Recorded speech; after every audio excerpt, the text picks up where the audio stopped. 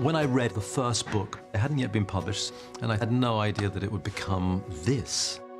The books were huge, and it was quite a daunting thing, because obviously you want to get it right for everyone. I was willing to do anything. If they wanted me to sing and dance, I would have tried that, if it meant that I had the opportunity to direct the movie. In those days, I was just a kid who had no idea what she was doing. I was proud I got a part, and it wasn't like I got the part of Harry Potter. It was like, you know, I've got a part. I had no idea what I was getting into. Roll, please. Rolling. Speed. Creating the world of Harry Potter. Take one. Set! And action! When you begin the process of making any film, there are innumerable decisions that one has to make.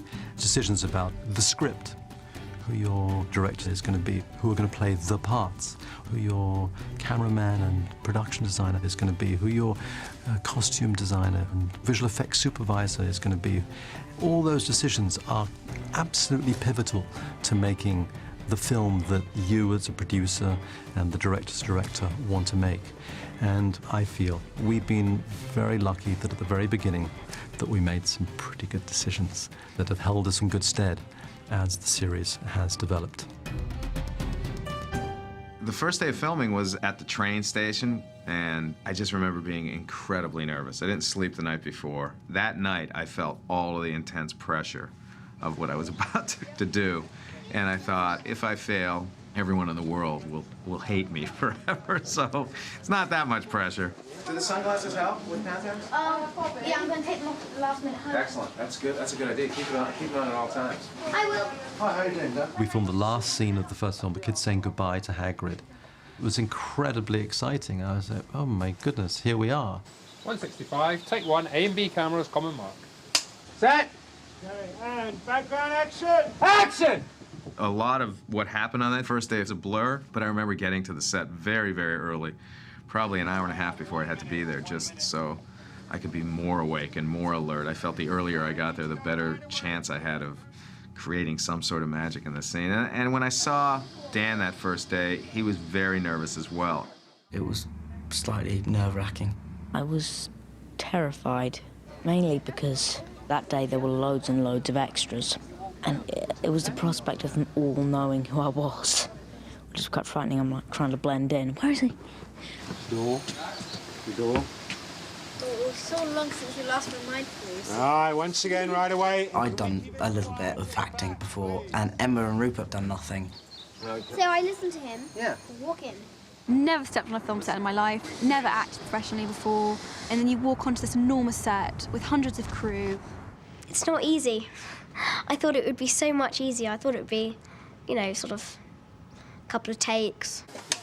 Good, Rupert. Okay. And background. I remember being quite nervous from the first scene. None of us had really that experience when we first started, and it was quite a scary world to come into. My first day, I was in Gothland on location at the train station, and I was really nervous, but it turned out it was quite cool.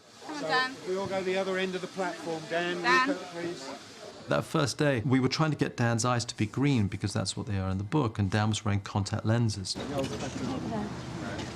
But he was allergic to them, and ultimately we made the decision to remove them. For the first day, we tried to work through it. So for the last scene, when he's saying goodbye to Hagrid, you can see that almost his eyes tearing and his eyes a little bit swollen.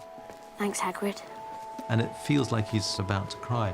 He probably was, but he never complained, and we removed the contacts, and he's never had green eyes since. In the book, Hermione has buck teeth. We were obsessed with making Emma more Hermione-like. So in the very first scene that we shot in the film, Emma is wearing fake teeth. Feels strange to be going through, doesn't it? But we realized after the first day of dailies that we could not do that for the entire course of the picture. And we were able to cut it in a way that you really can't tell, but they're there. If you look closely enough, she's wearing false teeth in that last scene to make her more Hermione-like. Come on, Harry. It's almost like you want to be down here over Hagrid, and then so we're making more of a definite move as Harry comes towards us up over. On the first day of filming, it actually sunk in that I'm playing Harry Potter, and I realised, okay, this isn't a dream anymore. this is real life. Early on in the process, I felt that the picture needed to be purely British. And so the entire casting process began with thousands of casting tapes we received. And then we met every potential child actor, any kid who had done a school play and wanted to be in Harry Potter, we met in England. I was about 9 when I started auditioning. I was already a very big fan of the books. When this rumour started going around my school that there were these auditions for Harry Potter, and they were coming to school. My school teacher, called Mr. Hancock, who's now left, got, I think, a letter saying if there's any kids in the school that you think could act in the Harry Potter film, would you mind them auditioning? And then I had to go through a lot of auditions. When I was reading the books, I always felt quite a connection to Ron. I was watching Newsround, and they told us how you could audition for the Harry Potter film. And they said that you could send in a form and a photograph of yourself. So I did that and sent it in there, and a month went by, and still nothing happened. So I was on the internet and found out this one boy sent in a video of himself reading out a little script from the book. So I put together this little video thing and sent that off, and then I got an audition. It was quite strange, because especially in like the canteen, there was like 20 other ginger people that sort of looked quite similar to me. So it was quite scary as well, because I've never auditioned before. It was quite a new thing as well. We narrowed down each role to about 4 or 5 kids that we screen tested. So in terms of Emma Watson, she was phenomenal. The camera loved her. She had Hermione's sense of humor. She was sharp as a whip for an 11-year-old girl. We had a couple of screen tests where I had to learn lines. No, I don't say they were hard. No, they were quite enjoyable, actually. Seeing Emma Watson's screen test, we were all in agreement that Emma was Hermione. For Rupert, for Ron Weasley, same sort of situation happened. He immediately popped off the screen. Rupert is a very shy kid, but he had this devilish, mischievous quality, and he had a face that I've never seen before. I mean, he was just unique, and his face was a wealth of all these emotions. He had a wonderful sense of humor, but also a real sense of soul. He really felt like he was one of the Weasley children, and we all fell in love with him for Ron Weasley. So we'd sort of found our Ron and Hermione, but we were becoming increasingly nervous because we had a film called Harry Potter and the Philosopher's Stone, and we didn't have Harry Potter.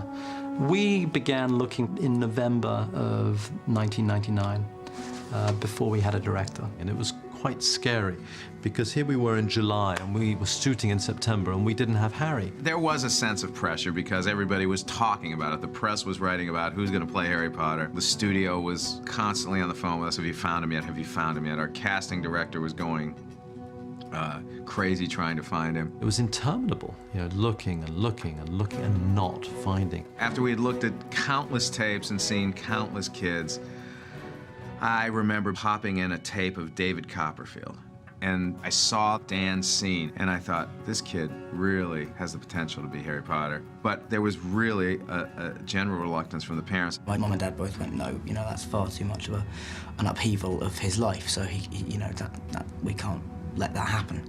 And one night I went to the theatre with Steve Clovis. David Heyman was sat in the row in front of us at a production of a play called Stones in His Pockets.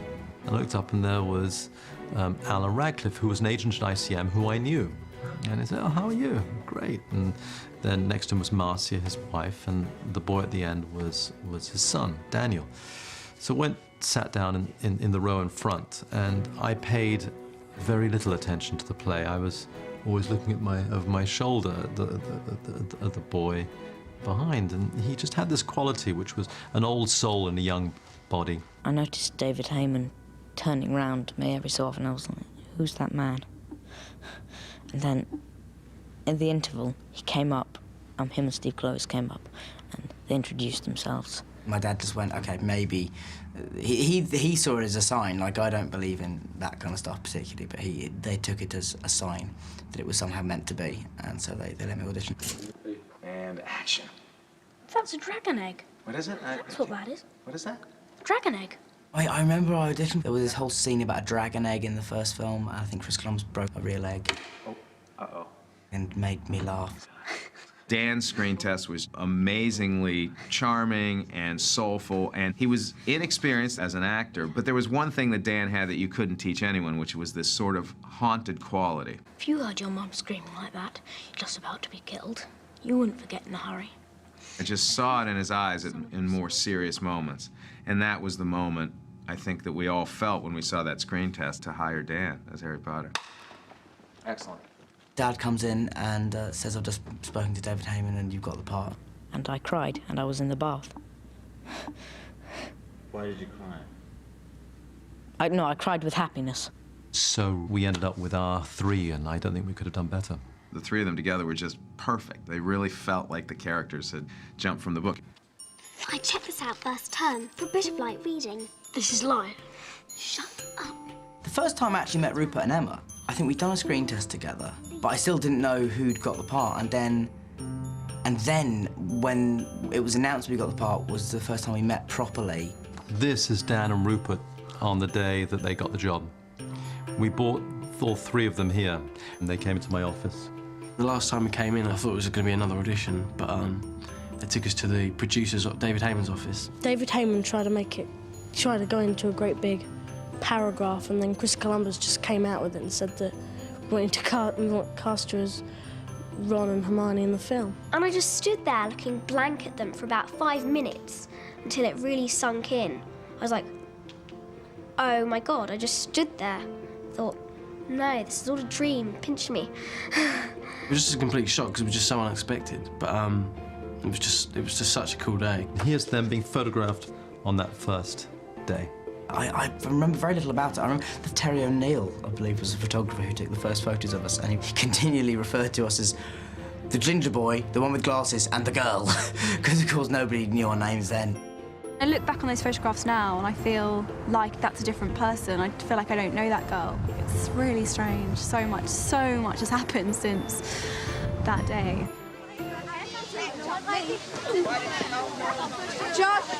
When you're working with children, you have them for 9.5 hours a day. It's 3 hours for education, an hour for lunch, 15-minute breaks every hour. So ultimately, you end up shooting scenes with children for around 4 hours a day. That's not very much. And it necessarily means that our schedule is longer. You know, the longest shoot I'd done was 11 weeks, and suddenly we were on for 11 months. Set, and action! I'll never forget just walking onto that set and kind of the middle of nowhere in northern England and just thinking, I've never been so nervous in all my life, because, I mean, like, you've got the big steam train, you know, all the lights, hundreds of extras, hundreds of crew. So we kind of thought, oh, is this what every film's like, where you've got thousands of crew, or you know, like most films last about 6 weeks, not 9 months. This way, first years, come on now! Hey, Hagrid. Whoa! I thought the kids all had acting experience, because they seemed completely unfazed by... I mean, walking onto a big film set is a scary thing if you're expected to do something when they shout, go now. As an adult, it doesn't get any less scary, really, the first day. They just seem completely cool to it all. Did you say hey Hagrid a little earlier? Susie says hey Hagrid. A little higher on the lamp, Robbie. And action! Right now, first years, this way. Robbie Coltrane was Joe's idea, because we wanted somebody to play Hagrid who we knew who could be tough and dangerous, but at the same time was warm and vulnerable and very funny. And Robbie is all those things. Right then, follow me. There was just no question of not doing it. You knew it was, so long as they were true to the book, it was going to be wonderful. All right, shooting. Okay, roll sound. Okay, class, listen to me. Welcome to your first flying lesson. I want you to raise your hand over the broom. For the flying lesson, I remember saying action, and half of the kids started performing. The other half of the kids are staring into space. We had to stop, and I said, you know, action means we start shooting. And I thought to myself, oh my, this is the beginning of a very long shoot. So Peter, this is everybody's moving on action. Rupert, go to your left. Other left. I don't think any of the kids will disagree with me when I say that they were extremely inexperienced in terms of being on a film set and doing film acting. We had to cast a lot of children for Harry Potter 1, and Chris and David were just as meticulous casting for students as the other roles. But actually, one of the great things was when we were auditioning, especially the children, you didn't have to explain any of the characters because they knew them better than I did. I was just such a fan of the story. I wanted to dress up like a wizard, and I wanted to go to Hogwarts, and I knew the best way to do that would be to get a part in the film. And it was nothing to do with my career at the time. It was just a little boy wanting to be in Harry Potter. When I first started, we shot a scene where Neville's broomstick takes off. And I'd read it in the script, but I don't know, I had no idea what to expect. You know, I'd never done anything like that in my life. Hold on, let's start at the beginning, still rolling. Switch your hands. Matt, great. Remember to look to your right, look down, be really scared and hover. To come and have stunt department put you in a harness and strap you to a broomstick, and then you're flying around on this roller coaster type thing. Cut. And they call it work. It was brilliant. All right, shooting the plate. Please stay back. I remember the first time when we went on location. I think it was to Annick, and we were awful. That's really what I've got to think. I mean, we were messing around all the time. You should imagine having a massive group of 11-year-old kids just running about, trying to keep them controlled. And just feel bad for all the people. They're trying to make a film, and we thought we were on a holiday camp. We were having a great time. Okay. All right, checking aid. My great lament is that we don't really do many locations anymore. There's a great deal more location in Harry Potter 1 and Harry Potter 2 than there is in 4, 5, 6 and 7. That's because in the beginning, the time we were given, we couldn't possibly build all this. The first person hired was Stuart Craig, because this world had to be created. Honestly, your first reaction is fear. I thought, oh my God, how can I possibly do this, really? Starting with Stuart Craig was one of the best decisions that we made on those pictures, and Stuart's just a genius. He really has brought Hogwarts and Joe's universe to life. It is his creation. When we first began this whole series of films, Harry Potter 1, we met Joe Rowling and had loads of questions, masses of questions to ask. And this was, in fact, her layout drawn at a hotel dining table of Hogwarts. All the major ingredients, the Dark Forest you see there, the castle, the Quidditch pitch, the Black Lake, Hogsmeade, everything is on there, the complete world. Without a little hand-drawn map, I would never have got to grips with it in the way that we did. It was the most terrific gift. Boom! Goes up, and then back down, back over here. Then you're going too far up that way. Okay, cut. Everyone working on the film was committed to finding a way to make the material not only cinematic, but also a magical, faithful retelling of the first book. Hand out, Dan.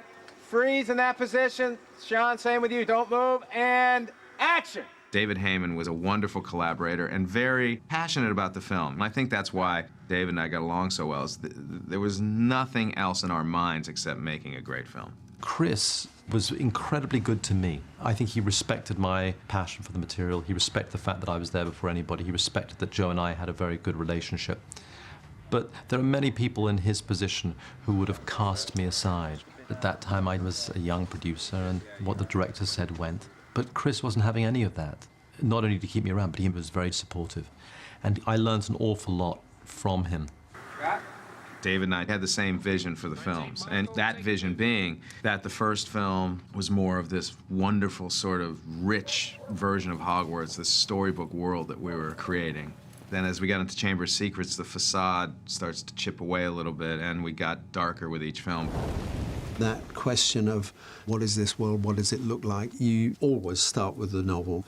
Because J.K. Rowling talks about the great antiquity of the world, I immediately thought, where would you go on location? What exists from that era? Well, there are bits of Oxford and bits of Cambridge, some of those colleges, and also the great Gothic European cathedrals. We were able to go to various churches and universities throughout England and create the whole world. The creating of the castle carried with it this inherent problem of mixing real locations with bits that we had designed. Given that real locations are often disappointing, they're full of bits that don't quite fit the story that you're trying to tell.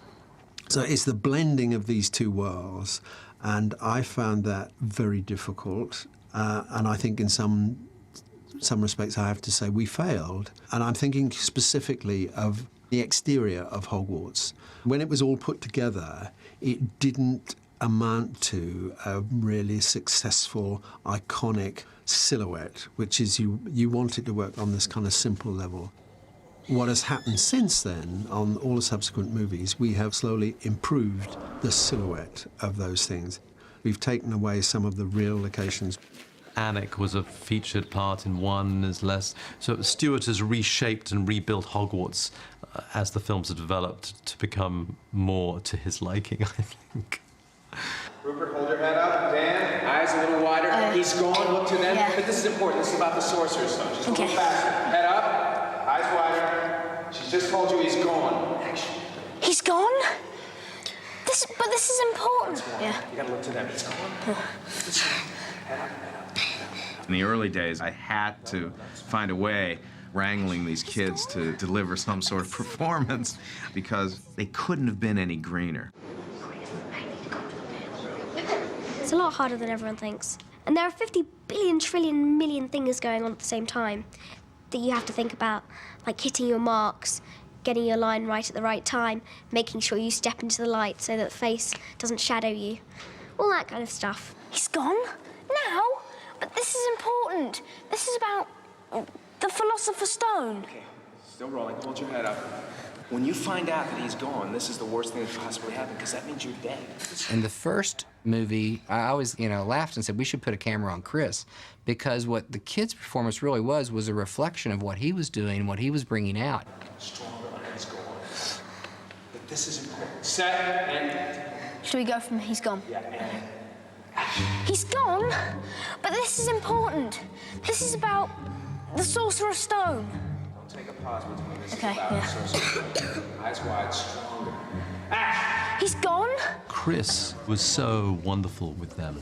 He often had to chin up Dan. Head up, Dan. Head up, even higher. Rupert, stop smiling. No, don't smile. Emma, look this way. You guys should look at each other after he's gone, okay? Okay. Somebody said that the difference between children and children on a set is that children on a set actually do what you tell them to do.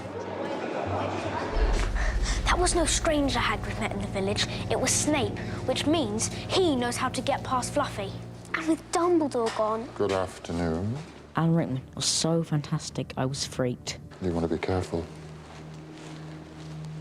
People will think you're up to something. I was constantly having to remind myself that it's only a film, it's only a film, it's only a film, it's only a film, nothing's real. But it was terrifying. That is great. Alan Rickman, to me, was always Snape because Joe Rowling showed me some early drawings. She'd done this sketch of Snape and looked just like Alan Rickman. He was a little reluctant because he has done this particular type of villain in the past, so he didn't want to be typecast as this villain.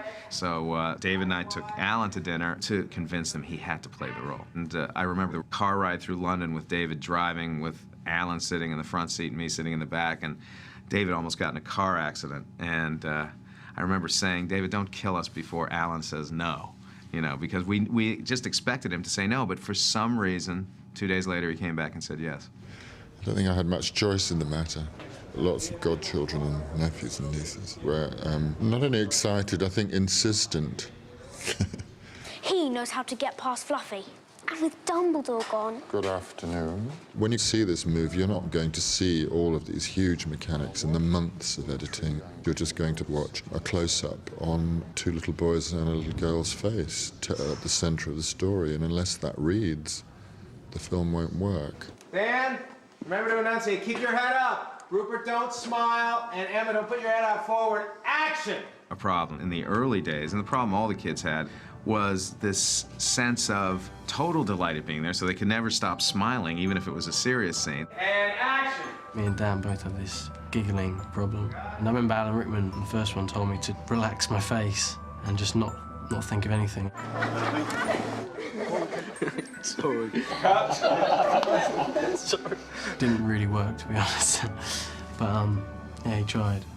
Take 10, A camera. B camera. C camera. Set. Set and action. In the early days, you might do 10 takes. You might be lucky to get the one you really wanted once. What? How did I do it? Then they might have to go off to school and you may not get it again. So we would run 3 and 4 cameras. Hey, camera. Okay, guys. I don't want you to see her. You know she's coming, okay? Just be reading and studying. Dan, you reading? Yeah.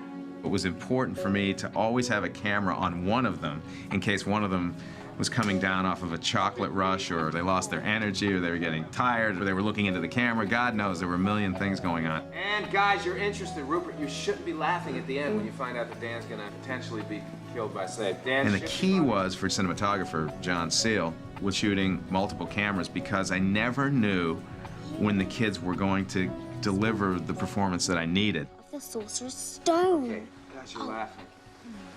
So if you look at the first film, you see it's very cutty. In other words, we cut to a close-up of a kid, and then I cut away to someone else.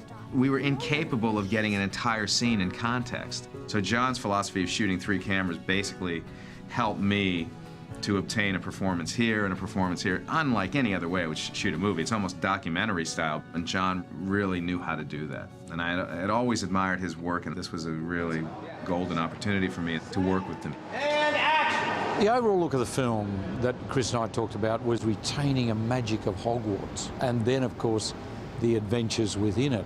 We wanted the drama that is written into the books. We didn't want to lose that. We didn't want to make it too sort of glossy and open.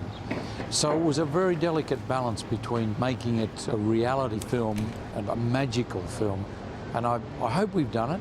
We made it. All right, guys, I want everyone to focus on Professor McGonagall. Listen to everything she said. What we needed from McGonagall was someone that you were intimidated by, but someone who had a real sense of warmth and heart, and that's exactly who Maggie is. And I thought, this is perfect for McGonagall. And move, Maggie. You meet her in the beginning of the film. She's in the scene where they're walking up the stairs, and she was intimidating. I mean, she was intimidating to the crew because she's so smart, she's so brilliant. And the kids could sense that. But that was good. At that point, she was the disciplinarian. Everybody should be looking at her in awe of her. I have to say, a lot of good ideas came from Dame Maggie from our first fitting.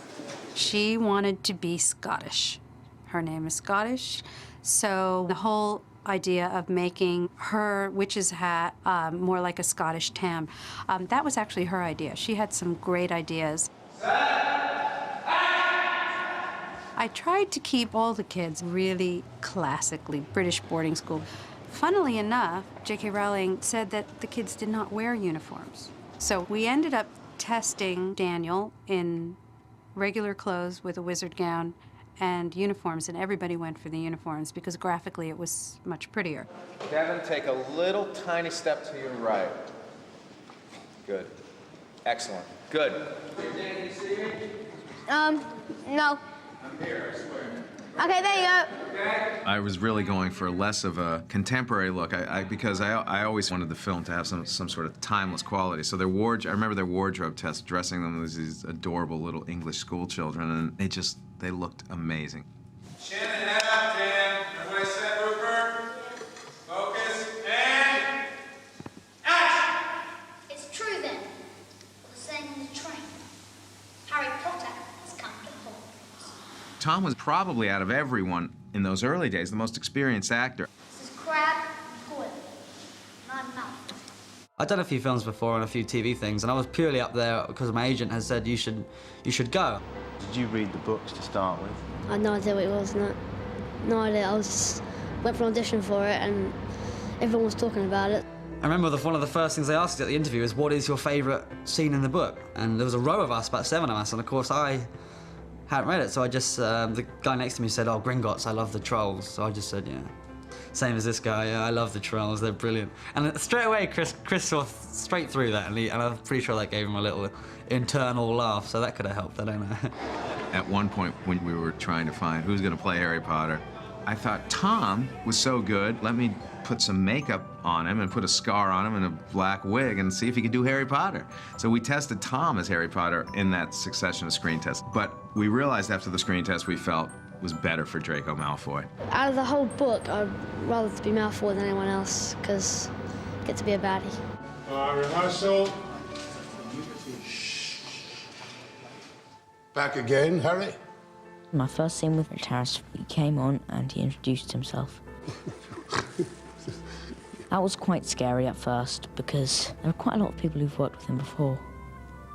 And you've heard things and you're like, oh, okay. But when he gets on set, you're like, okay, you're quite frightening. Yeah. I'm gonna go over here. I do not need a cloak to become invisible, Harry. When it came time to cast Dumbledore, we needed a father figure who had a sense of mischief and had a twinkle in his eye.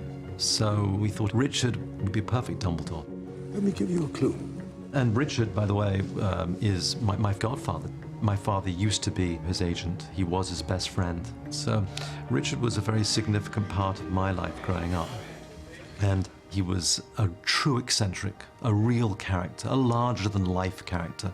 And that was what you wanted Dumbledore to be. Most what? Most desperate desires of the heart. Well done, Richard. I remember Dave and I going to dinner with Richard, and he was reluctant to play the role. I must admit that it took me months to say yes to it. I wasn't necessarily very keen on doing it. What really sold it was not me. I wish I could claim such power, but no, it wasn't me. It was the fact that his granddaughter, Ella, read the books. My granddaughter called me and said, Papa, she said, if you don't play Dumbledore, I will never speak to you again. And I say, okay, I'll do it. She's wrapped up in it, you know, and I love the book, I love the script. It's beautifully written and beautiful dialogue in it. I see that you, like many before you, have discovered the delights of the mirror of Erised. In hiring a writer, we wanted somebody who could capture the spirit of Joe's writing, and so I sent the book out to a few writers. But I had around, I can't remember, 7 first editions of Harry Potter and the Philosopher's Stone, which I sent out to many writers who passed on it. Each one of those books is worth like $25,000 now, so the screenwriters who didn't do the book ended up getting paid anyway. We hired Steve Clovis, who at the time I suppose was an unusual choice in as much as he had never written any family adventures, as it were. But he was a writer who I loved, and who was brilliant at adaptation. Writing Harry Potter and the Philosopher's Stone is probably the most challenging thing I've ever done, because people are so familiar with the book and feel so connected to it that you don't want them to feel cheated in any way. Joe Rowling, Steve Clovis, David Heyman, and myself worked on that script together a lot. We sat and went through the script page by page by page. And slowly the film that Chris ultimately made began to take shape. Jo Rowling's probably been my greatest asset, because from the beginning she was extremely supportive and understanding of what I was dealing with. And over the course of about 1.5 years, we've emailed each other back and forth. She's made herself available, been extremely generous with her time and answering my questions. She's driven me crazy at times, because since this is a series of books, a familiar refrain became, I can't tell you that because that's going to happen in book 7. But she would tell me when I was on the right path. I think when we were making the first film, she had showed us in manuscript form the 4th book. And she just, she gave it to Steve, and Steve then took it on the plane, and he realized, oh my goodness, here I am carrying this. I think he was really nervous. Here's Steve on the first, at the Mondrian Hotel, looking much younger than he does now. And that's Chris on the phone back there. And that was the first, God, Steve does look younger, right? I'm going to show him this later on today. We're still working on the script for Harry 7 Part 2. Clear the line, put me and those guys on the top row, okay? And Mr. Harry Potter has his key. In the first film, I particularly remember the scene where Dan has to come up wanting access to his vault, and Chris wanted Dan to kind of look shocked. And when you first walk in, that thing really scares you when you first enter frame. Set and action! But Dan really was not fazed by anything. So Chris said to me, on the next take, when you lean over, make him jump. Look me in the eye when I'm talking to you! Does Mr. Harry Potter have his key? It did not have the desired effect at all. He just burst out laughing. Hey, I told you, one or the other. Day 27, it all fell apart. All right, well, we tried. I was made to look very different as the bank teller.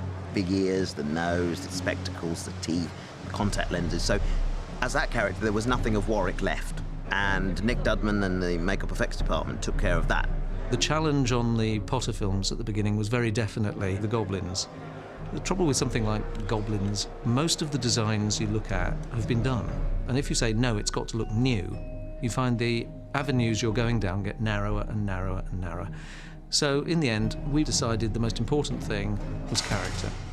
Make each of these an interesting character and goblinize that character so that there isn't a set look for goblins any more than there's a set look for human beings. We then decided we would do all the pieces in silicon, but it was a bit of a gamble. Silicon at that point was still pretty iffy, and there were a lot of questions about it chemically that I wasn't totally convinced by at that point. Now it's very much a production line, very straightforward and lovely. But this was one of the first occasions where we were using it. There were moments where we were going, why isn't this setting? Why isn't this working? But we cracked it, and we learned a lot. I was very pleased with the way the goblins worked out, because the way they were shot, the way the sequence was done, was very complementary to the work. Hagrid, what exactly are these things? Okay. So he says his line, you throw them in the cupboard, lock the door, and then you go down to the bars. There's no such thing as magic through the bars, then you close it. Chris Columbus was very interested in the idea of the misery of Harry's situation.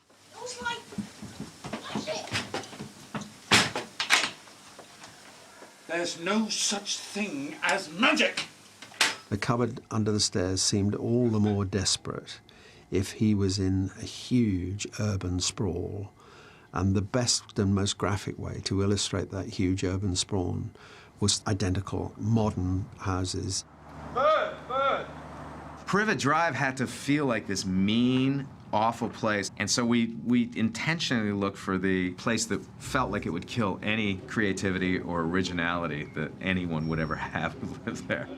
We shot for a while on that real location, and that really was difficult shooting with owls flying around, and it rapidly proved to be a fairly disastrous way to achieve that scene. We didn't finish on the location. We came here to the studio. We rebuilt those houses here, exactly reproduced them. I think now there are 5 houses on either side of the street, but it's extended in a matte painting limitlessly, you know, to the horizon. And that really was Chris's request, that it be that big and that sprawling. And that set that we built then has been standing for all 7 movies. Privet Drive was fun to do. I remember we did spend some time looking for the ugliest sofas, the worst tiles for the kitchen, and lots of nasty pictures on the walls, and lots of certificates of Dudley's achievements, like swimming a quarter of a width in the swimming pool things. And I remember they asked when I got the part if I could give my baby photos in. And I came in, I was seeing my whole history in front of me, like my first bike, and there was all these baby pictures everywhere of me in this tacky house. You will drag him in by the ear, and as you're being dragged in, you're saying your line. Do you know your line? You're not even listening. You're thinking about whoopee cushions again. The oddest thing early on was trying to perform with the owls, because the owls are not actors. There were some shots where I had to look at an owl and the owl had to look at me. And the owls kept looking at the cameras because the camera was coming around, and so the owl thought the camera was very, very interesting. It was much more interested in the camera than looking at me. So in the end, we hung dead mice from my apron. So the owls absolutely looked at me. And that's you should never be on any cameras. It was a very, very interesting start, actually. You realised how surreal the very action of playing it was.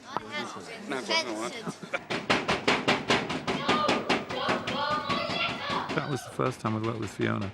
Although now we're like an old married couple now, you know. We're very familiar with each other. It's funny. Dan, eyes wide, head up, really loud this time on I Want My Letter, and also pound the glass with the palm of your hand. Set and action. Dan!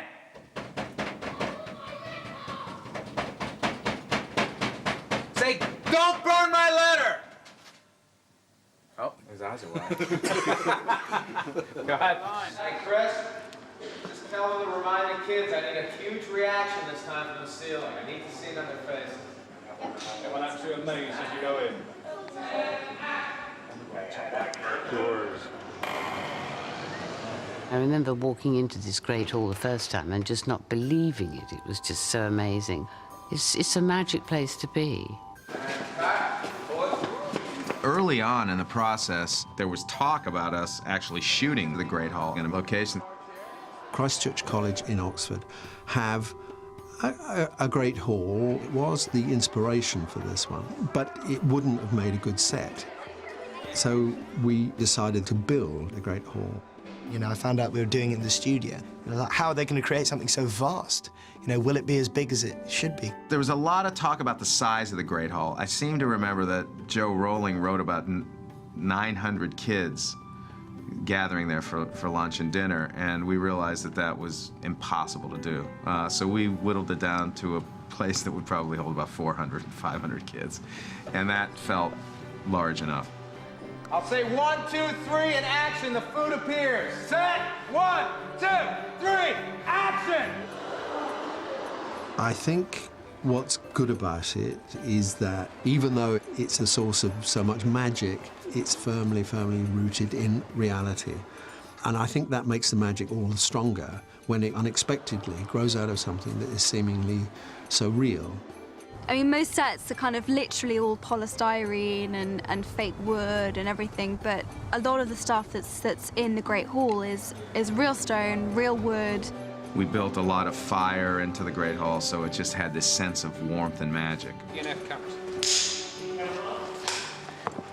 However, the floating candlesticks were a bit of a problem because we decided to do them practically as opposed to creating them in a CGI environment.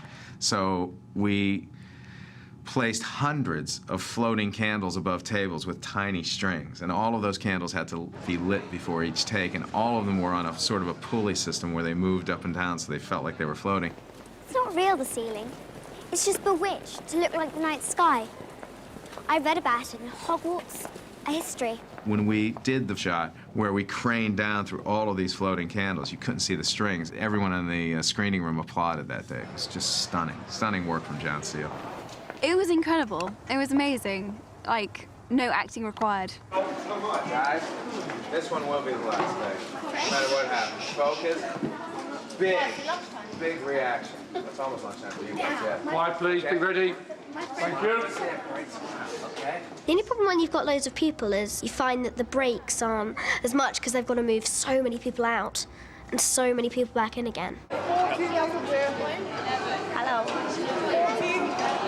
I'm tremendously kind of amazed by the level of commitment and control that the kids have got. I would never have imagined, just from going to school to drop my daughter off, that you could get together that many kids without chaos breaking out, and yet they all seem very dedicated to what they're doing, very focused, very clear, and they take direction amazingly well. And there's 300 kids in the room. Hold on, everybody pause. Dan, take a little step back. Rupert, take a little. Are you guys okay focus-wise? Chris was in the Great Hall with about 350 children, and if one came up and talked to him, he would automatically just sit down as though he'd known them all his life. All right, Rob, Sal. Here it is. Okay, relax, okay? I don't know how he does it. If I was him and I had 100 kids running around, I'd just flip. But he's kept his cool all the way down, and he's been really nice for everyone. Scared? We're really terrified? He has helped us through the whole entire film. I've learned so much. I feel like I've learned so much through the acting experience. Got it? Chris had this tremendous enthusiasm, which is what was very much needed on those first two films, because, you know, if we come onto the first two films and the director had been horrible, I don't think any of us ever would have acted again. And cut! When we began the process of finding our director, we spoke to several really fine directors. Even Steven Spielberg expressed interest, and that was, for me, quite remarkable. But ultimately, he had other projects that he'd been working on for a while, and he decided to work on them. When I read the book, it was just at the beginning of the phenomena. And I called my agent and I said, I think I would really like to make a movie of this material. I really, really responded to it. I saw the movie in my head when I read the first book, and I saw the world. And my agent said, well, you're going to have to get in line.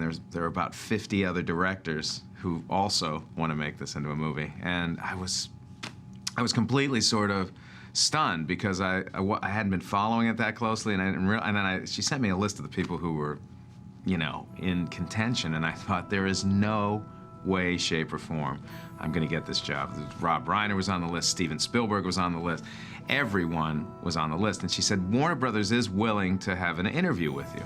Chris arrived at the meeting with a script. He himself had taken 2 weeks on his own, writing on spec a draft of the script. And he'd really thought through how he wanted to approach it. I think at that moment, they probably realized that I was very, very, very serious about making a great film out of this material. We met a lot of people, and ultimately it came down to studio comfort, and also the person who had the most passion for the material. And it was Chris Columbus who emerged as the favorite and got the job. I got a call from one of the executives who said, you're our guy, we're gonna go with you. So it was an amazing moment. It was an amazing moment because I remember walking into the kitchen of my house and telling my wife, I got the job. I got the Potter gig, we're moving to London. This is Chris with Dan and his head covered, and with Chris's young daughter. The amazing thing about Chris, one of the amazing things about Chris, during the pre-production period, his family lives in San Francisco, and he would fly every Friday to San Francisco and come back for Monday morning because he felt it was important for him to spend the weekend with his kids. Pretty impressive as far as I'm concerned. And this is what it made him look like.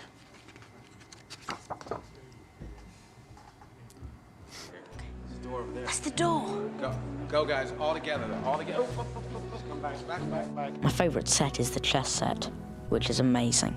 This is so cool to walk on, man. Yeah. It's so great when it's lit up. And there's a door. Probably my favorite example of Stuart Craig's production design was the gigantic chess set. I just loved the attention to detail and the look of those pieces. I mean, they looked as if they were made out of real stone. I wanted to take all of them back home from my office in San Francisco because they're just stunning. Now, don't be offended or anything, but neither of you are particularly good at chess. Just tell us what. Okay, good. Yeah, you loser. All right, try one more time. It was also one of my favorite scenes in the book and the film because Ron actually sacrifices himself. Just tell us what to do. All right, then. Harry, you take the empty bishop square, and Hermione, you'll be the queenside horse. And as for me, I'll be a knight. That's Ron's kind of moment, and it's the first time he really takes charge. And he gets to ride this great big horse. That was really exciting, because I got to sit on the horse. I remember really enjoying that. And actually, the coolest thing about it was when the pieces got smashed, because they actually exploded. I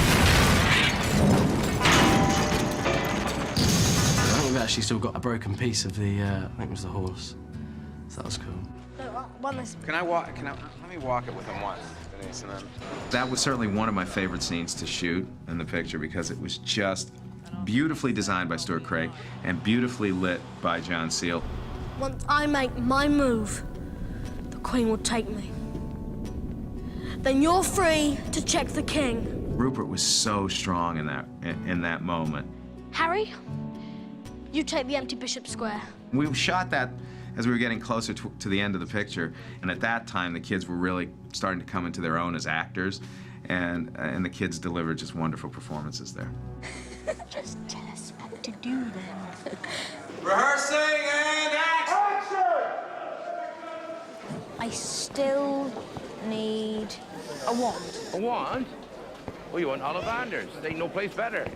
We all felt that Diagon Alley should look like the Dickensian world, so that was a bit of a challenge because you think, is there anywhere in London where we can actually shoot Diagon Alley? Well, the reality is That world that we think still exists somewhere, there's very few places look like that, and if they do look like that, there's always a phone shop or something modern or a grocery store that you can fix, but you can't really recreate it completely. So we realized we'd have to build it, and Stuart built it in a way that had a sense of forced perspective about it. So it appears to go on forever. As you can see, the street ends in a green screen. So in the book, your impression is of a much longer, much more complicated street. For the scenes that we have to shoot, this is sufficient. It's a great challenge in the detail, and as you can see, there aren't any vertical lines in it whatsoever. Getting it just right so it looked like a Dickensian street, I think that was the hardest challenge. I had an absolutely obsessive assistant on the first film, one who was deeply into Harry Potter, and she masterminded Diagon Alley with everything catalogued, and we took all the names from the book and just sort of expanded them. Oh, Jenny, do you want to do the upstairs bit as well? One of the things you don't really see in the movie, each shop had a shopkeeper that looked like they matched their shops. So there was a wizard apothecary, there was a wizard candy maker, and when you saw these characters all dressed up on the first day of Diagon Alley with Stuart's set and all the props and the set dressing, everybody had big smiles on their faces that day. John, good view here. Yep, right there's excellent. It was a very, very magical place to shoot. You're scared of taking that wand. I want to see some real fear. Set and action! I think Ollivander's wand shop has a nice feeling about it, has a nice character. I think it's dense and detailed, and I think John Hurt's appearance on that moving ladder was a good, simple idea. Hello? He comes, just sort of arrives on a trolley up with the bookshelves and to stand top of the screen, and it was a sensational shot. You couldn't, no actor could ask for a much better entrance. I wondered when I'd be seeing you, Mr. Potter. J.K. Rowling came down to Diagon Alley, when we were filming that, to have a look at all the sets, and she's really nice. When she came to visit Diagon Alley, I was told that she literally had a sort of tear in her eye because she couldn't believe how it was what she had in her imagination. He's so clever! If I use the beginning of one shot and the end of another... Set, Chris. Set and action!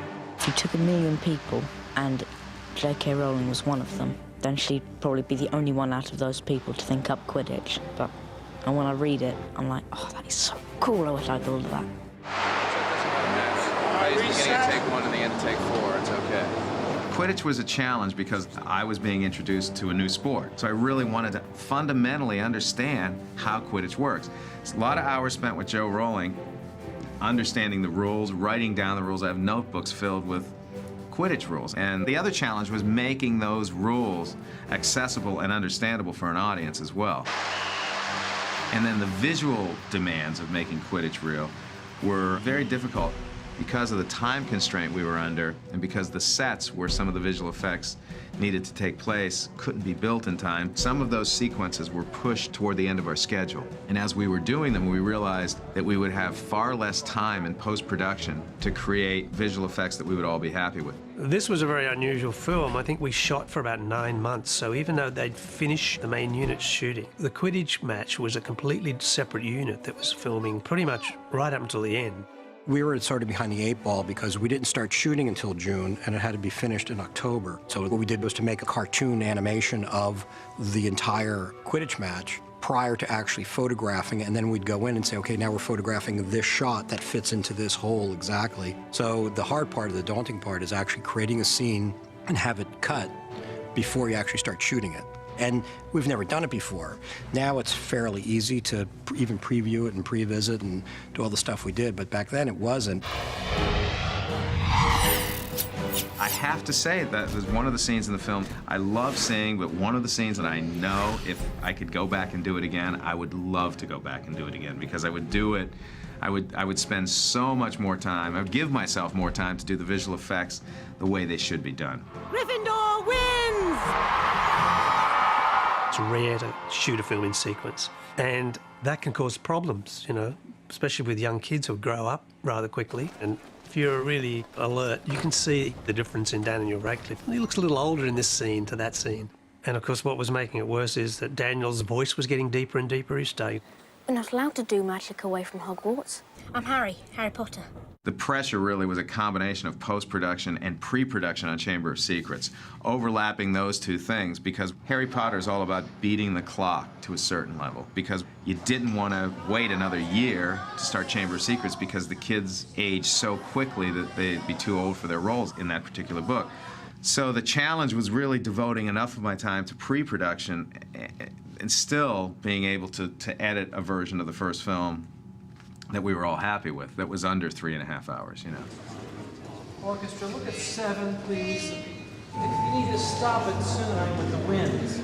The hardest part about a post-production of a movie of this scale is that there are constantly changes happening while you're in post-production, while the sound crew are already working on the sound. Change it to 1 bar, please, violins for, tell me how long. Certainly for 41 and 2. It's a constantly changing relationship between sound, music, and visuals. And very often, the best results we only can anticipate when we get all 3 elements together and we can see and hear it. 8-10-4, take 3-7-1. John will always take an early and longer version of the cut to work on, and he'll just record to the longer version. I remember one occasion we saw the cue played back of this long version of the arrival at Hogwarts, and Chris just turned to me and said, "You've got to go and put that back to that long version," because we'd shortened it because we thought it was too slow. But once we saw it with the music, it was brilliant.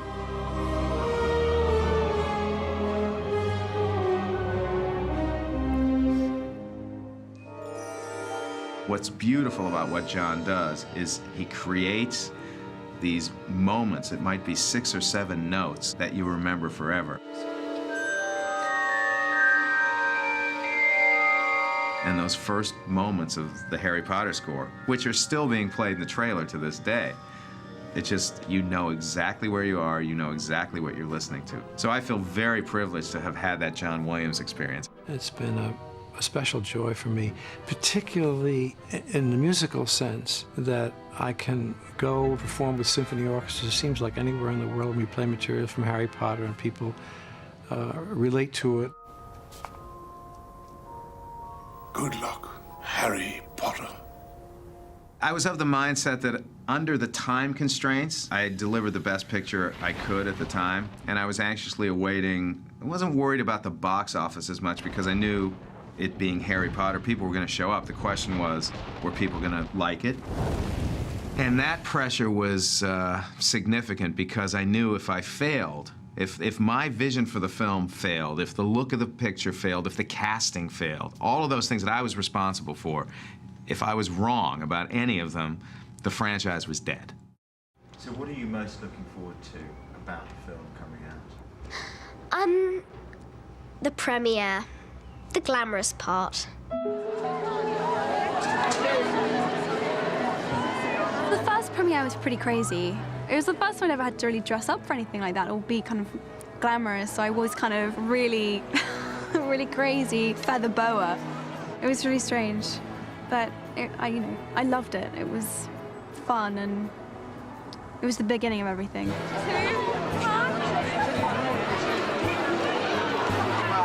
The premiere was just incredible. It was just a really exciting time.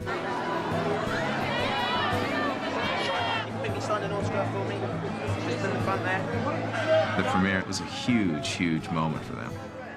I remember sitting in the balcony, and the place just erupted into applause, a standing ovation, which was fantastic. I can't lie, it was fantastic. So it was just a very emotional moment. And we released Potter that Friday, and the following Monday we were shooting Chamber of Secrets. So there was really no time for celebration or even enjoyment. We saw that the film was going to be a big hit, and then on Monday we went right back to work on the second one. I don't think we really did have time to take it in. We knew it had been successful because every so often somebody would come in and say, "This is a record we've just broken," but we were kids, so we just kind of, "Oh, cool, brilliant, that's really cool, you know, great." We didn't know really what it meant. Of course. Yeah, it's bizarre, but yeah, but looking back, it's seriously cool. As it's been in my career, I had critics who loved the film, critics who were mediocre about the film, and it's an interesting element because it goes hand in hand with me, and I now accept it for what it is.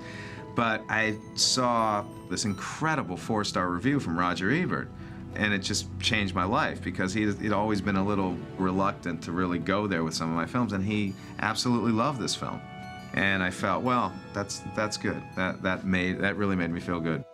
I knew it was going to be a good film, but on the scale it's been, the success, just never anticipated that. It's easy to write history looking backwards, isn't it? I mean, I could sit here now and say, yeah, I knew. I didn't have a clue. I loved it. Ultimately, that's all you can really do, is pursue those things that you love. Nobody else, I maintain, could have started this series off in the way that Chris did. Because, you know, before you let people like Alfonso come in and shake things up, you have to have somebody who gives you a solid basis in the foundations of these characters and the locations and the sets. And that's what Chris did brilliantly. I feel like a proud father when I see how wonderful these kids are in terms of being people and how great they are as actors. There are times when I wish I was there. It would just be wonderful to be able to have another Potter moment because that was an intensely magical experience. On every film, there's always going to be aspects where I go, I wish. That being said, there are an awful lot of things in that first film where I go, wow, Chris and Stuart created this whole world, and Chris cast these kids and these adults, and he helped set us off on our way. And we wouldn't be sitting here, I don't think, if it wasn't for Chris.